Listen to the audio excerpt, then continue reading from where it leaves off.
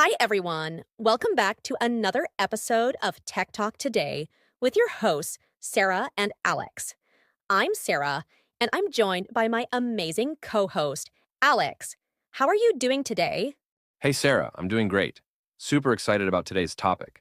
We're diving deep into something that literally affects every part of our daily lives. Technology. You ready? Oh, you know I am. This topic is so close to our hearts because, honestly, it's impossible to ignore how much tech has seeped into everything we do. It's like we've become inseparable from it. Absolutely. From the moment we wake up until the moment we go to sleep, and even in between when we're sleeping, technology is playing a role. It's both fascinating and a little unnerving, don't you think? Yeah, there's definitely that double edged sword feeling. Technology has made so many aspects of life easier and more connected, but at the same time, it's brought some challenges. I feel like it's changed not just how we function day to day, but how we think, interact, and even how we feel. Right. I mean, think about it. It wasn't that long ago that having a computer at home was a luxury. Now, we have smartphones that are more powerful than the computers we used in the early 2000s, and we carry them everywhere. And that's just one small slice of the tech pie. Exactly. We've got AI helping us with everything from online shopping recommendations to personalized news feeds, virtual assistants reminding us of meetings, and wearables tracking our health. Tech is woven into the fabric of our everyday lives. But the question is, how is this constant presence of technology affecting us? And is it all good, or is there a hidden cost? Oh, that's the big question. It's easy to get caught up in the convenience, but there's definitely more to the story. So let's break it down. How about we start with the basics? What's one piece of technology that you can't live without? Honestly, my phone. Like, I hate to admit it because I try to be mindful about screen time, but it's my lifeline. It's my alarm clock, my calendar, my camera, my communication tool, basically, my everything. Same here. It's so integrated into our routines. I think the last time I spent a full day without my phone was years ago. I can't even imagine how I'd function without it now. But don't you ever feel like it's a bit too much? Oh, for sure. It's a love hate relationship. I love that I can connect with people, have access to information, and stay organized. But at the same time, there's this constant stream of notifications. It's hard to unplug, you know? Exactly. It's like our brains are constantly pinging between apps, messages, emails, and whatever else. Sometimes I wonder if we're losing our ability to focus on one thing for a long period. That's a good point. I've read some studies that suggest our attention spans are getting shorter because we're constantly bombarded with information. Like, think about how we scroll through social media. We consume so much content in such short bursts. Do you feel that way? Oh, totally. I feel like I'm always multitasking, even when I don't want to be. But it's become the norm. You're texting someone while scrolling Twitter with a YouTube video playing in the background, and maybe even checking your email at the same time. Our brains are bouncing around and it's exhausting. It is exhausting. I've tried to be more intentional with my phone usage lately.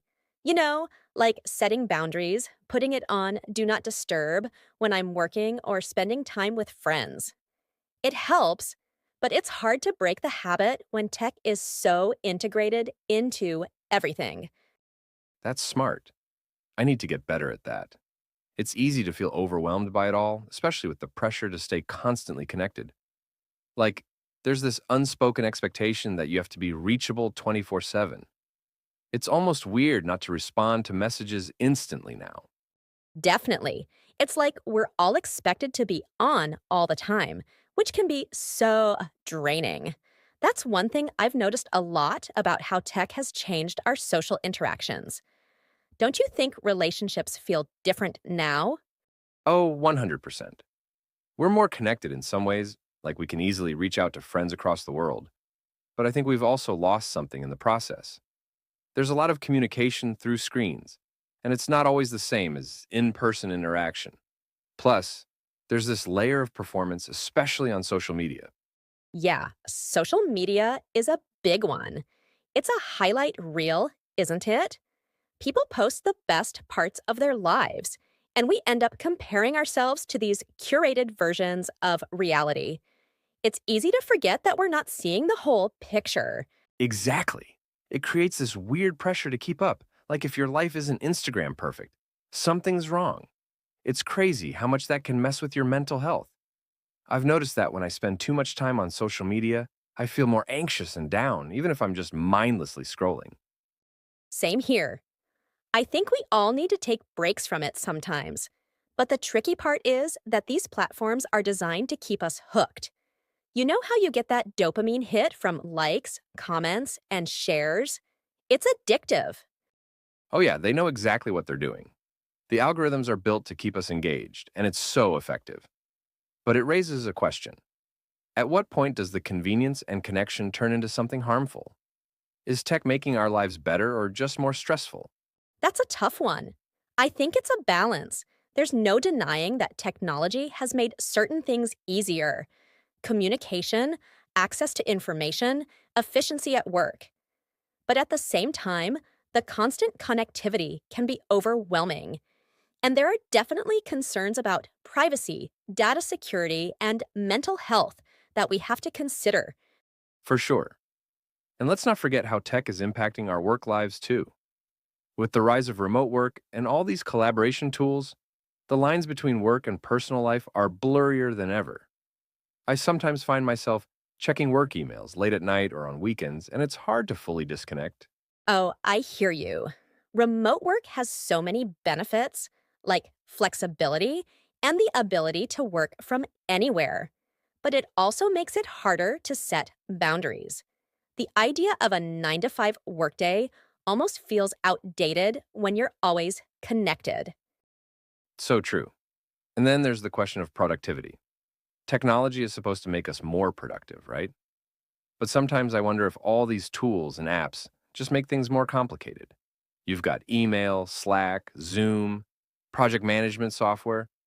It can feel like you spend more time managing the tools than actually getting things done. Ha!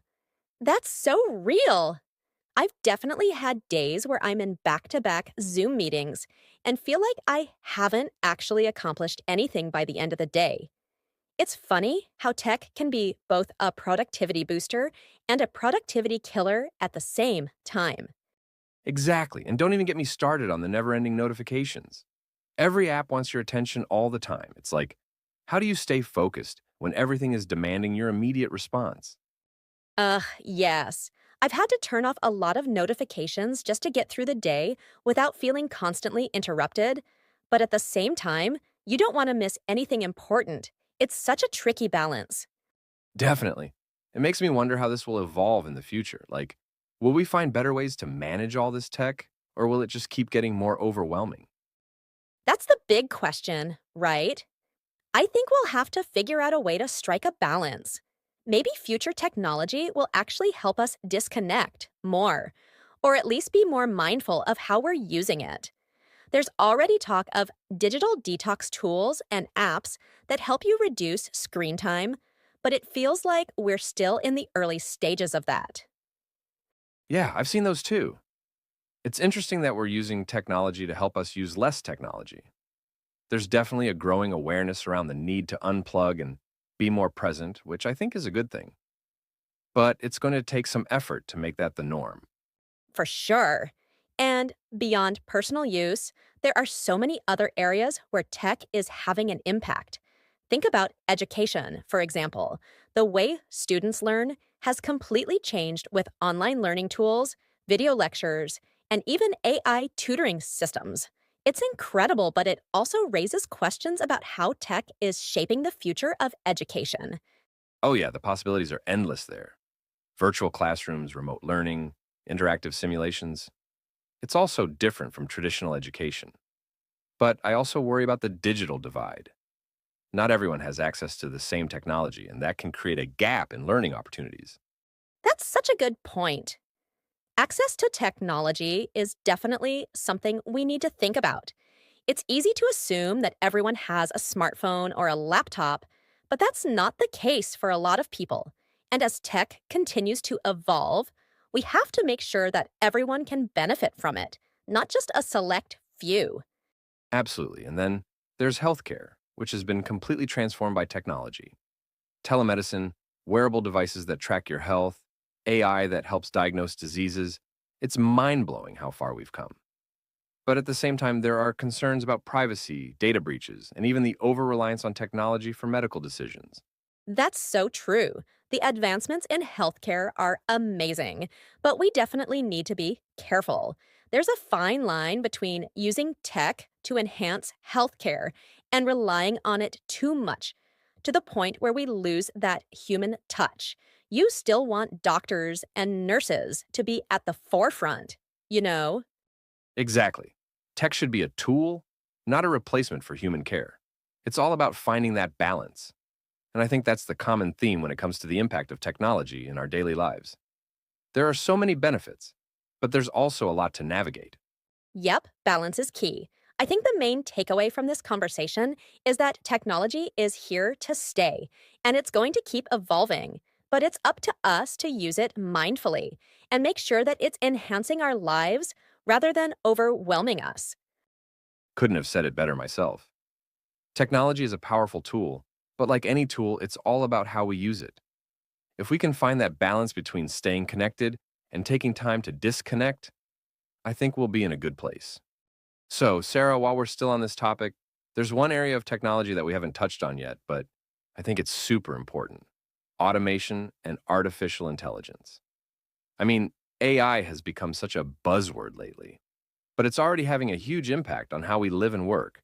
Oh, absolutely. AI is one of those things that, when you really think about it, is both exciting and a little bit scary.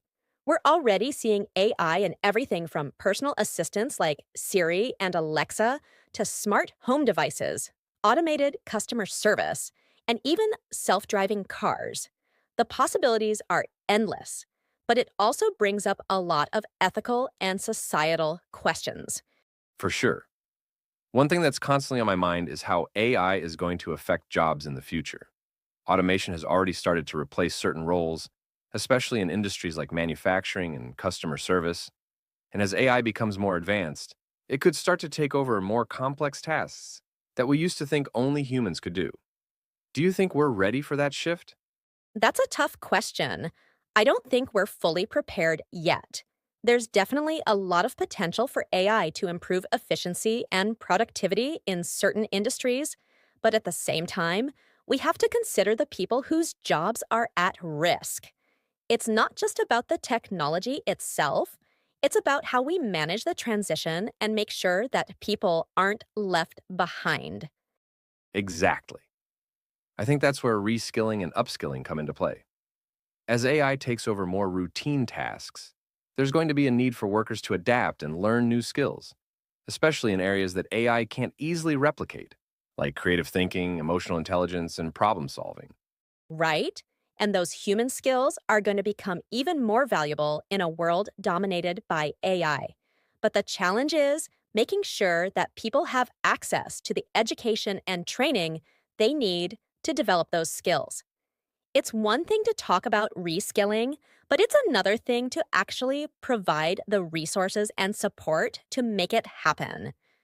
Totally. I've read about some companies that are already investing in reskilling programs for their employees, which is great, but we need to see that on a larger scale. Governments, educational institutions, and businesses all need to work together to make sure that people aren't left behind in the AI revolution. Otherwise, we could see a growing divide between those who have the skills to thrive in a tech driven world and those who don't. Yeah, and that divide is already starting to show in some ways. There are people who are embracing technology and using it to advance their careers, and then there are those who feel left out or overwhelmed by it. I think it's important for us to have conversations about how we can make technology more inclusive and ensure that everyone has the opportunity to benefit from it. Exactly. And on the flip side, I think there's also the question of how much control we're giving to AI.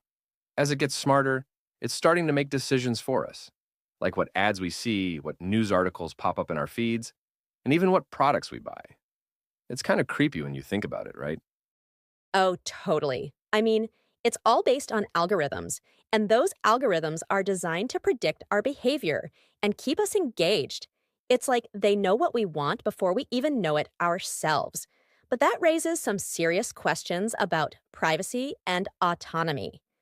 Are we really making our own choices, or are we just being guided by what the algorithms suggest?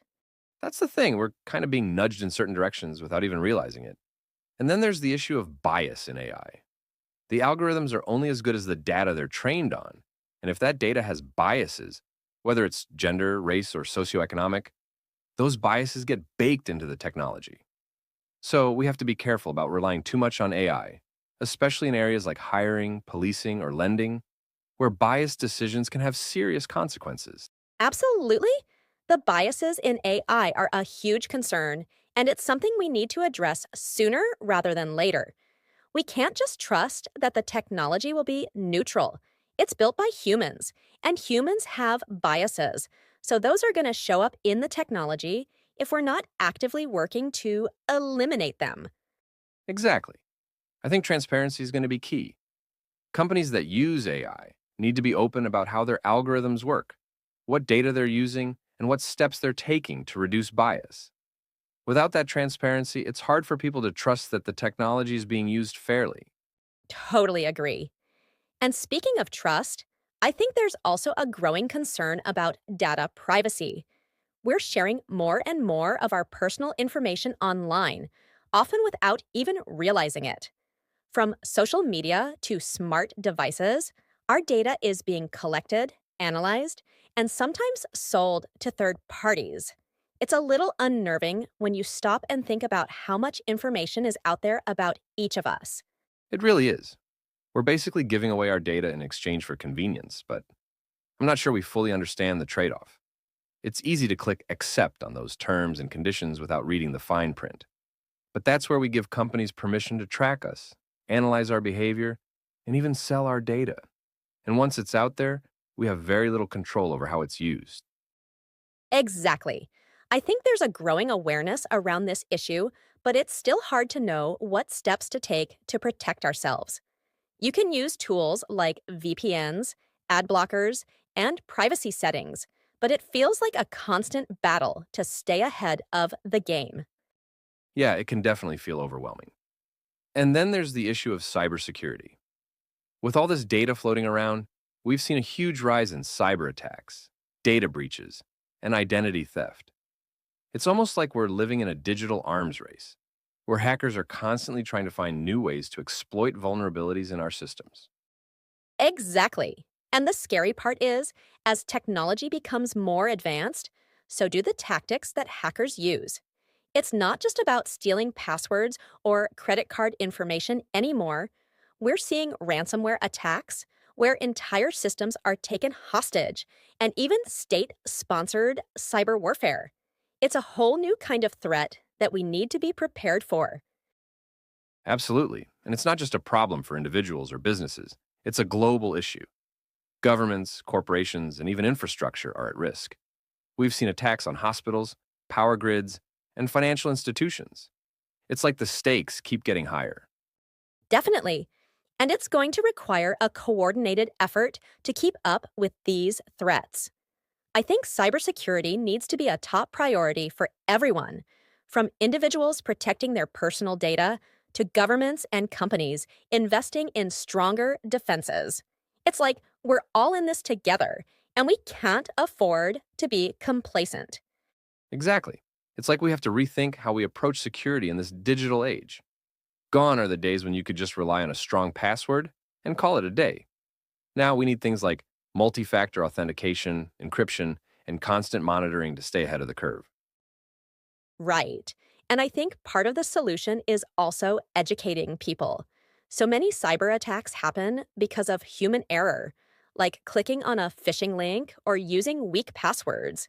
If we can raise awareness about these risks and teach people how to protect themselves, that's half the battle. Definitely. And speaking of education, there's one more thing I want to touch on: the impact of technology on how we learn.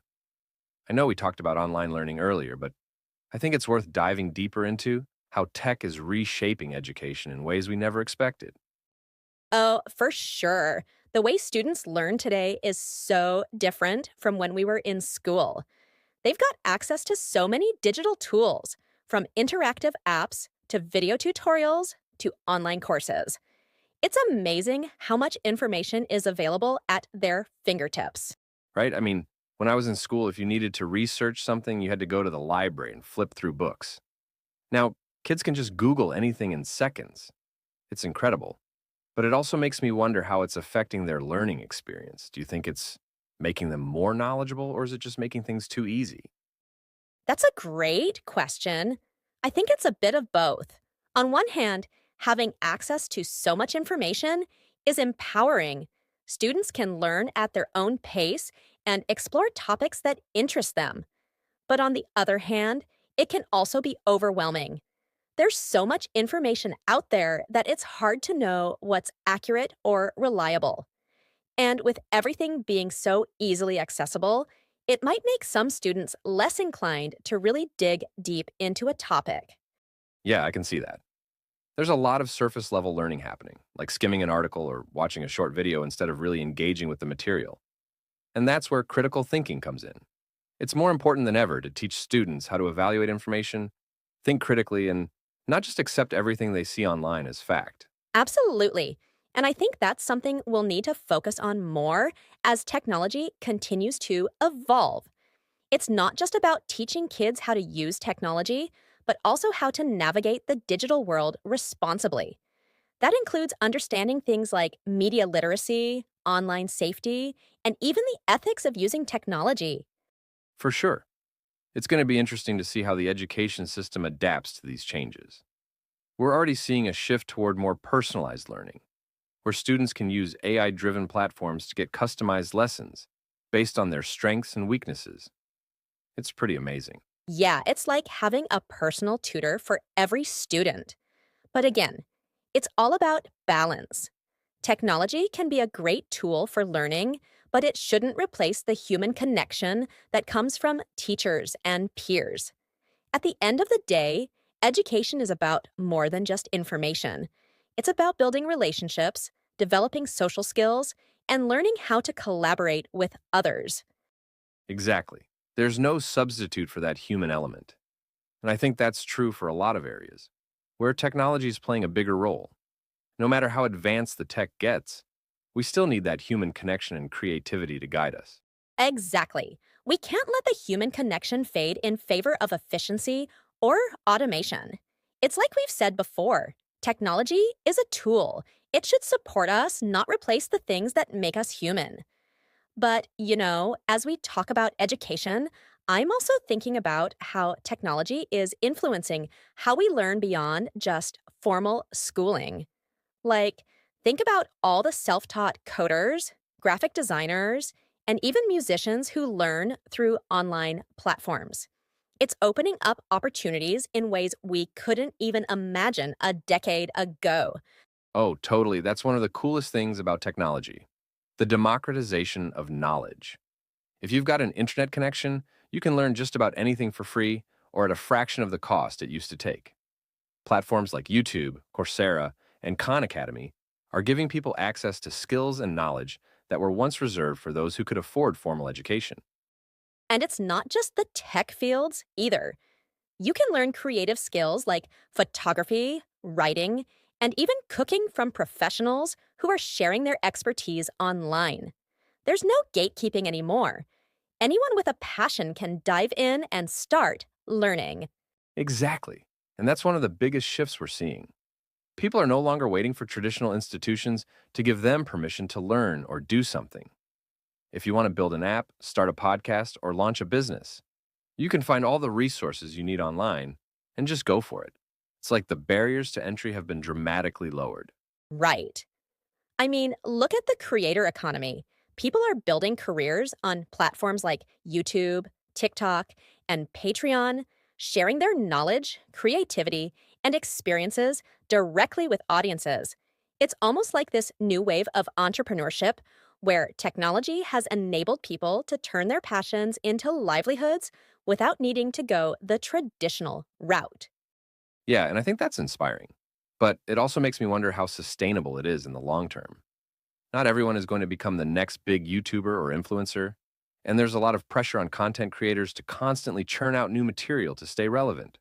It's like technology has made it easier to enter these spaces, but at the same time, the competition is fierce and the expectations are sky high. Oh, for sure. There's definitely a flip side to it. On one hand, it's great that people can create their own paths, but on the other hand, the hustle culture around it can be exhausting. The pressure to keep up with algorithms, constantly produce content, and stay visible can lead to burnout. And then there's the issue of mental health when your self worth becomes tied to likes, views, and followers. Exactly. The mental health aspect is huge. Social media, for example, has created a world where we're constantly comparing ourselves to others, their highlight reels, their successes. It's easy to feel inadequate when you're scrolling through Instagram or TikTok and seeing everyone else's seemingly perfect lives. Totally.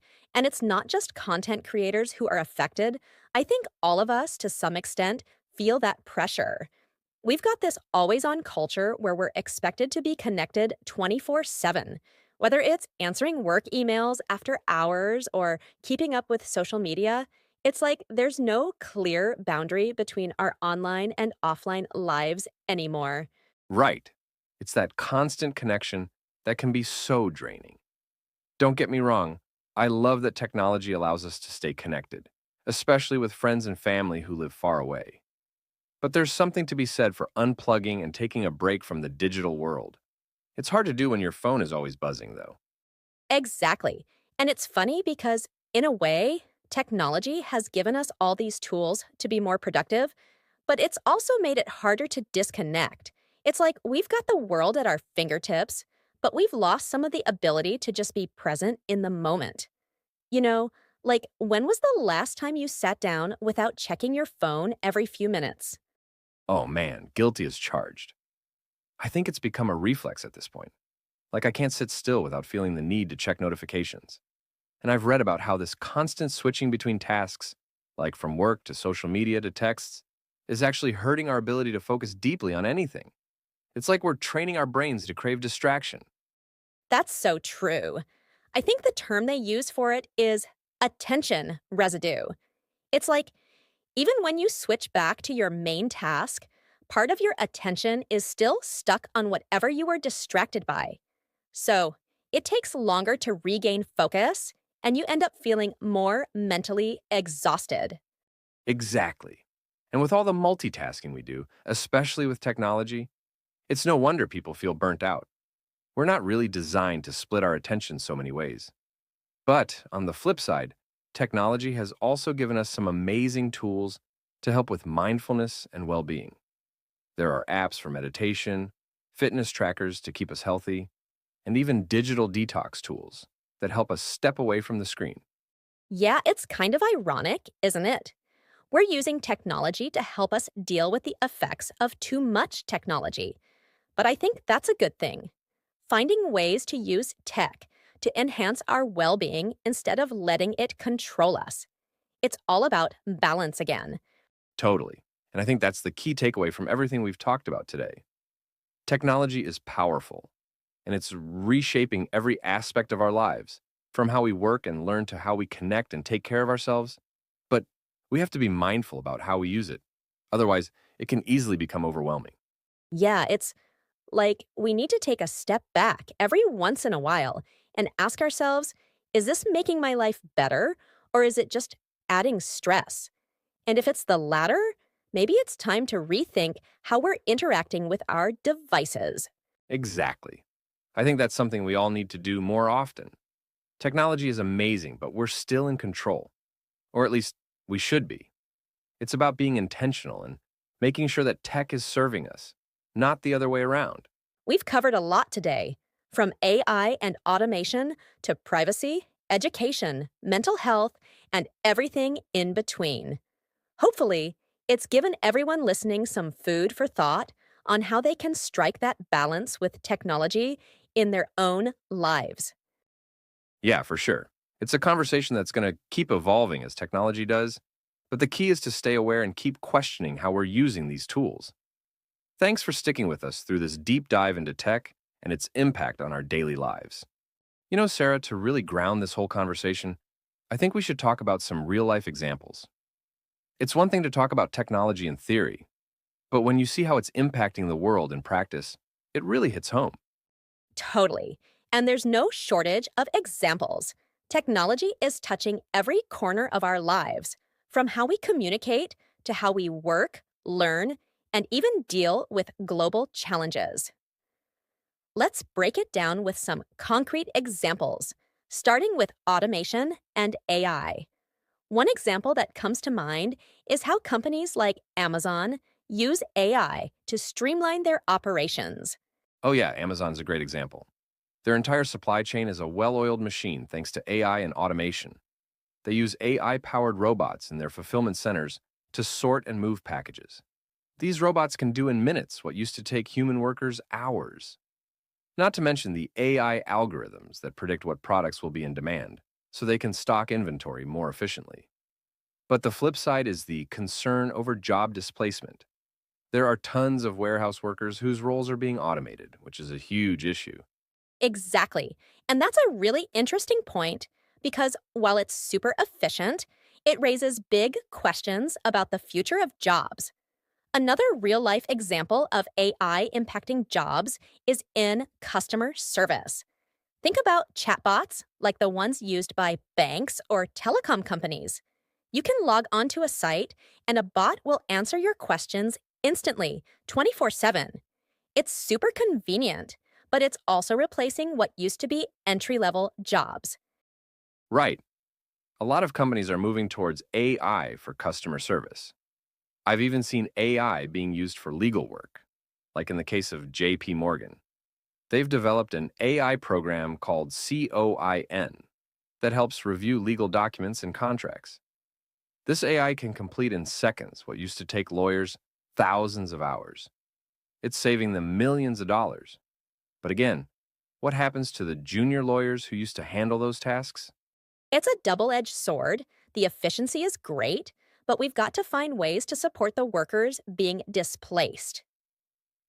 Now, let's shift gears a little and talk about AI in healthcare.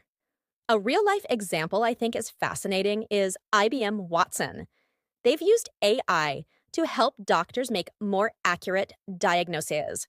Watson can analyze patient data, medical research, and clinical trials way faster than any human could, helping doctors find the best treatment options. Oh, that's a huge one. Watson's cancer treatment suggestions, for example, have helped doctors come up with personalized treatment plans for patients. AI can scan through massive amounts of medical literature that no human doctor could possibly keep up with. It's like having a second brain working in the background. But there's still the issue of trusting AI with such critical decisions. There was even a case a few years back where Watson made a few wrong recommendations, which shows we can't rely solely on AI for these life or death situations. Exactly. It's powerful, but we need to ensure it's used responsibly. Staying in the healthcare space, telemedicine has really taken off, especially since the pandemic. Real life examples include platforms like Teledoc or Doctor on Demand. They're allowing patients to consult with doctors remotely, which has been a game changer for people in rural areas or during lockdowns. You don't have to leave your home for a doctor's appointment anymore. Yes, telemedicine really exploded during COVID-19. I remember reading about how, in 2020, telehealth visits surged by over 4,000%. It's definitely improved access to care, especially for people who might have had to travel long distances to see a specialist. But even here, there are barriers. People without reliable internet access or older adults who aren't comfortable with technology can find it hard to access these services. The digital divide is real. Exactly. It's such a powerful tool, but we can't forget about those who are left behind.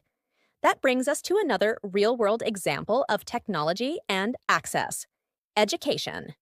During the pandemic, schools around the world shifted to online learning.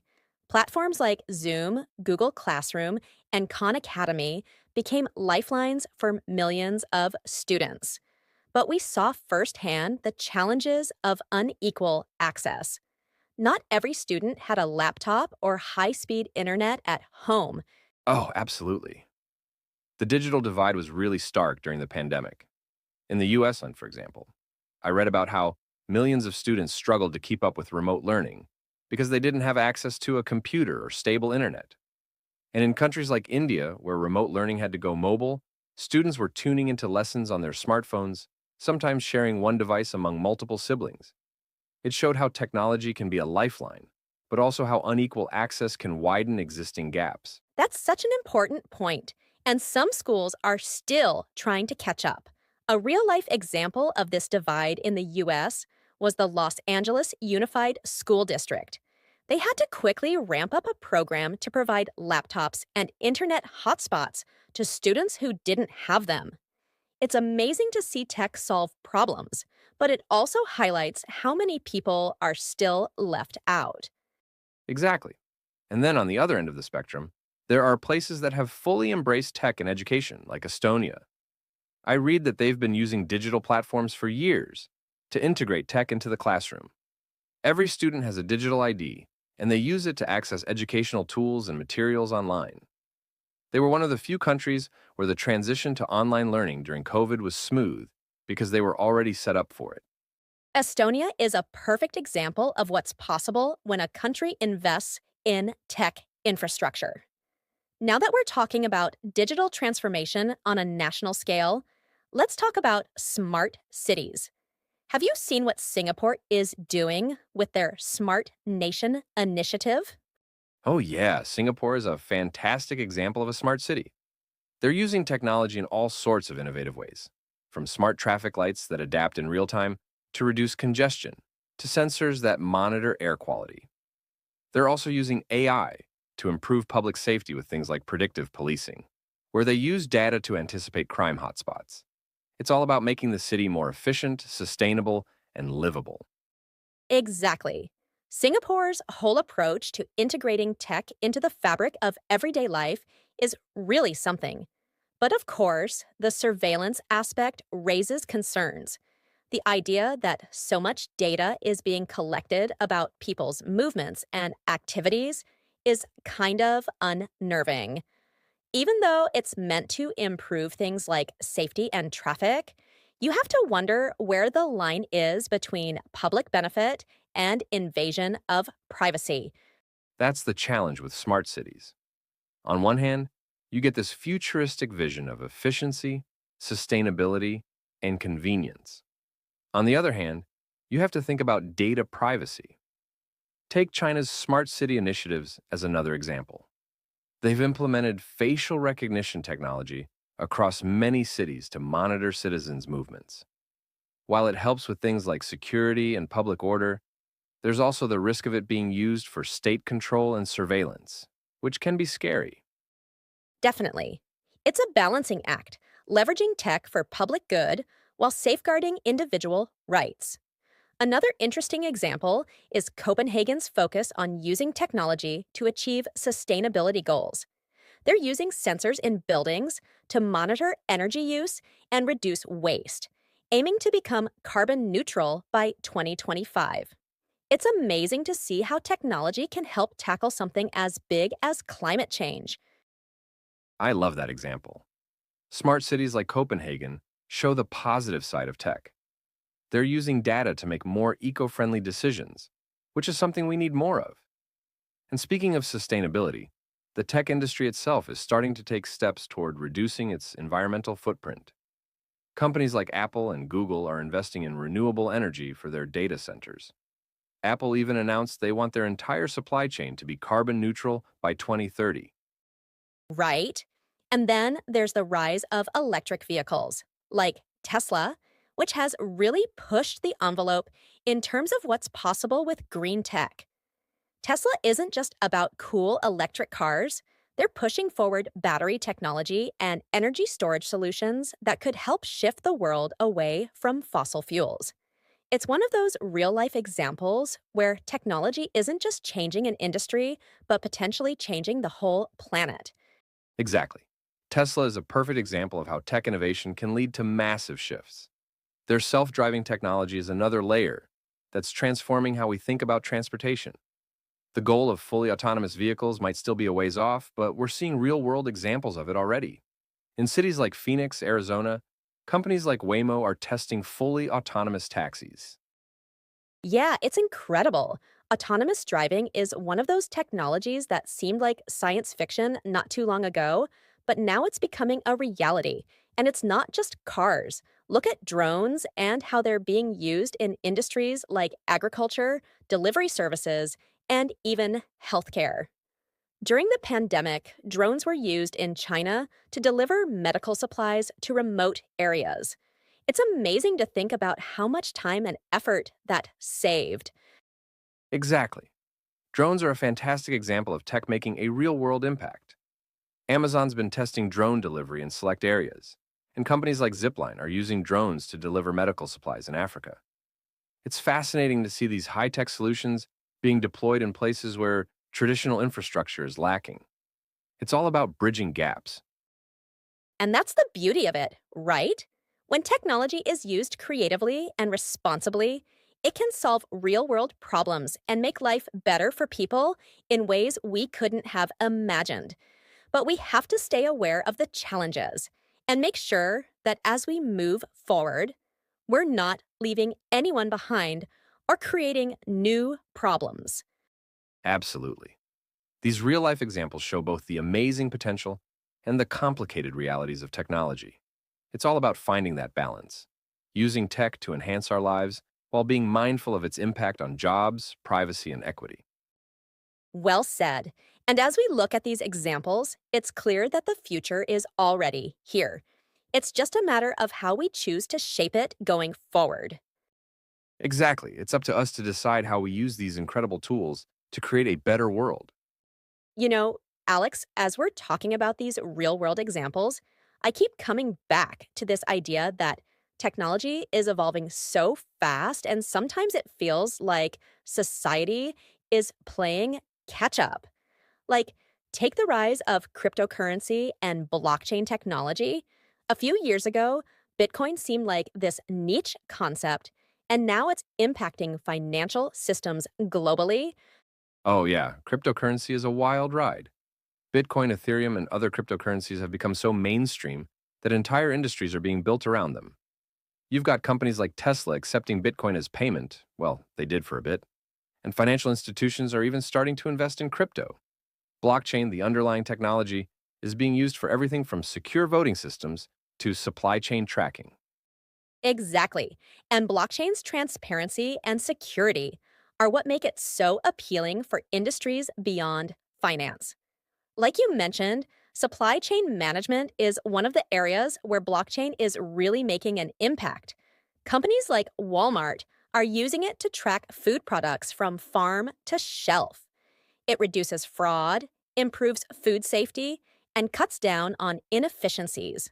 It's fascinating how this technology, which started with cryptocurrency, is now being applied in so many other areas.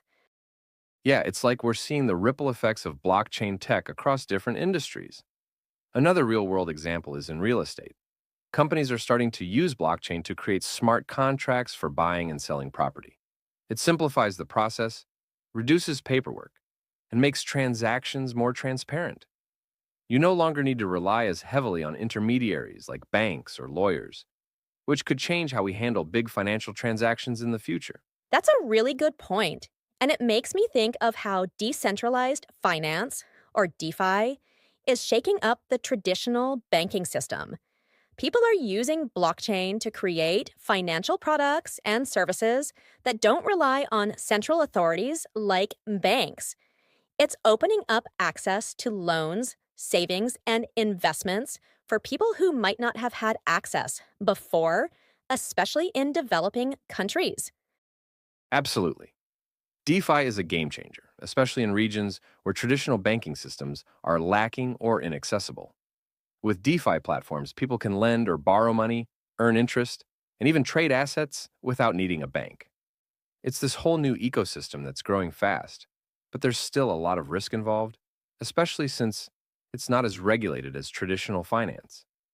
There's been a lot of talk about how governments are going to regulate cryptocurrency and DeFi in the future. Yeah, the lack of regulation is both an opportunity and a challenge. On one hand, it's great because it allows for innovation without too many barriers. But on the other hand, it leaves people vulnerable to scams and market volatility. Look at what happened with the collapse of platforms like FTX. Millions of dollars were lost because there wasn't enough oversight. It's a reminder that while technology can open doors, we need to have the right systems in place to protect people. Exactly. It's like the Wild West out there in the crypto world sometimes. But I think governments and regulators are starting to catch up, though it's a delicate balance. You want to encourage innovation, but you also need to protect consumers and ensure there's some accountability. Definitely. And speaking of regulations and accountability, another real world example that comes to mind is the gig economy and how apps like Uber, Lyft, and DoorDash have reshaped the workforce. On one hand, these platforms have created new job opportunities and made it super convenient to get services. But on the other hand, there's been a lot of controversy around workers' rights. Are gig workers, employees, or independent contractors? Oh, that's a big one. The gig economy has been a lifeline for a lot of people, especially during the pandemic when traditional jobs were hard to come by. But the debate over worker rights is huge.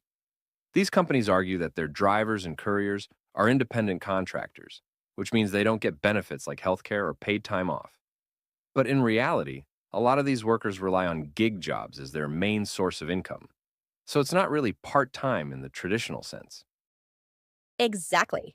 Look at the legal battles in places like California with Proposition 22, where voters decided that app based drivers should remain independent contractors. But the conversation didn't stop there. Many states and countries are grappling with how to classify gig workers. It's a real world example of how technology can outpace existing labor laws. These platforms didn't even exist 15 years ago. And now we're trying to figure out how to fit them into systems that were designed for a completely different era.